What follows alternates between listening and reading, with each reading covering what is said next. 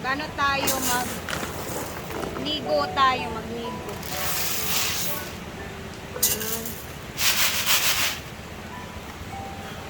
Ayan, o, kasi ang dami kasi netong mga ano guys, o. Ayan. So, ganito lang. Ayan.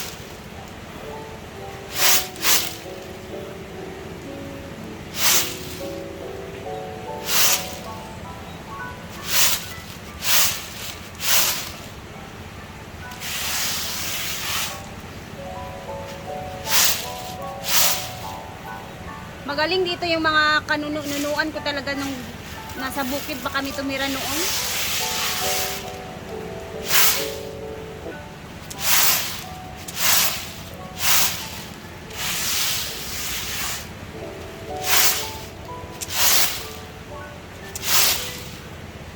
Ayan, kailangan yan siya kailangan kukunin mo yung mga ganyan kasi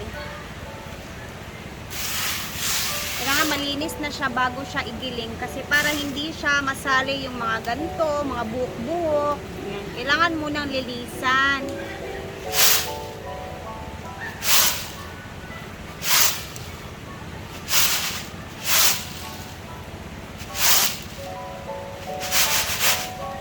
Ayan, mga buhok, ganyan. So, kailangan siya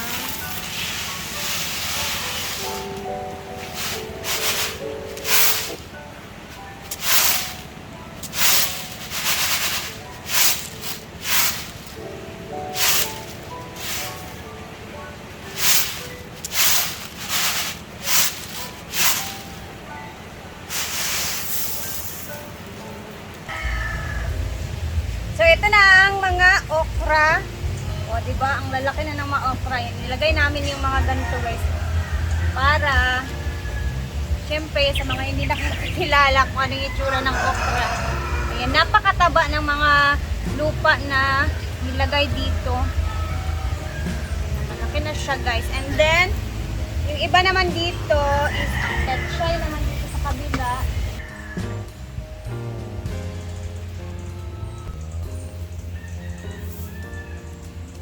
Diba ang tataba ng lupa natin? So last time yung mga okra talaga dito is napakahaba talaga ng mga okra na yun, pero eto pareha lang sila nung pinakauna naming tinanim na okra.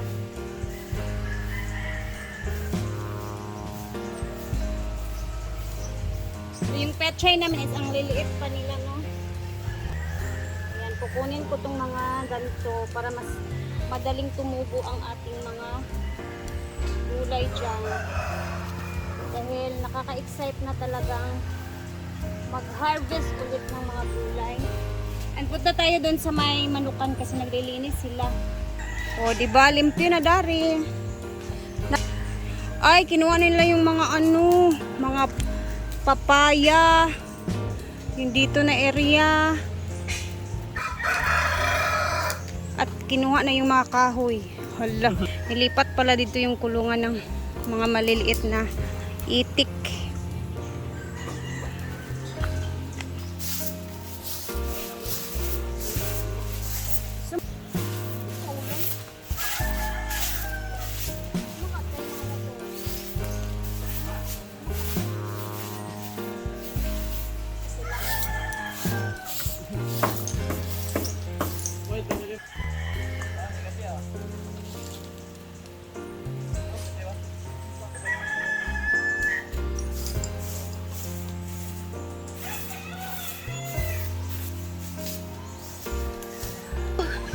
Hiningal ako. Ayan, ulan na ng malakas. My goodness.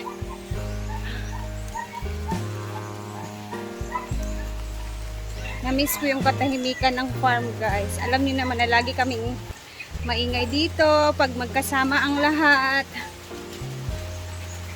Diba? Ulan na talaga, no? Ang gagawin ko ngayon is mangunguha tayo ng mga alugbat. Alugay kangkong kasi magigisa tayo. Ayan. Konti lang yung kukunin ko, guys, kasi ito lang yung ulam ko no ngayon. Ayan. Tsaka madali lang to. Gisa lang to na saglit. And then, ayan, yung mga ibabaw lang yung kukunin ko.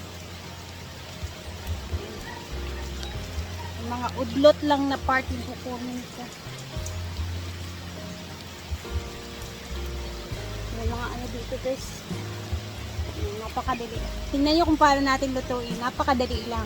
Ayan, yung ganito lang na part yung kukunin natin. Mga udlot na part ba.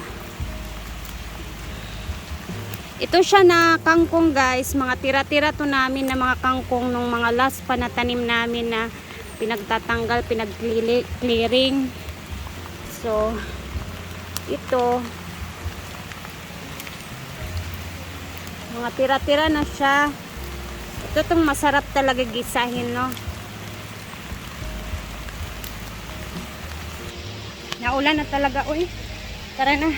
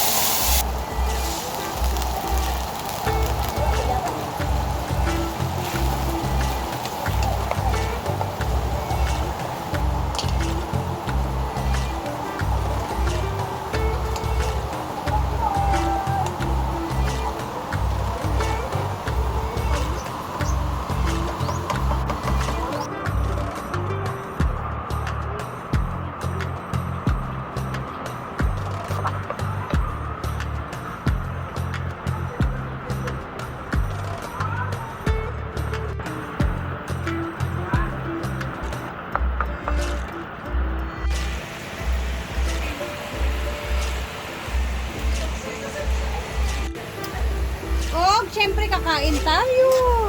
At na-try ko yun. Ayan. So, magkakamay tayo. Yan na siya. Sarap.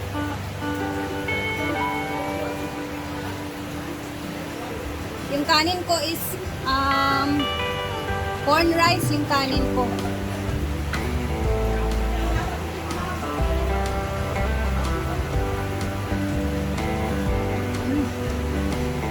Sarap.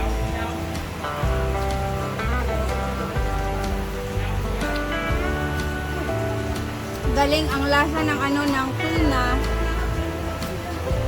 Alam niyo kung ano, kahit anong i-partner ninyo na ulam sa bigas mais or sa corn rice, napakasarap talaga.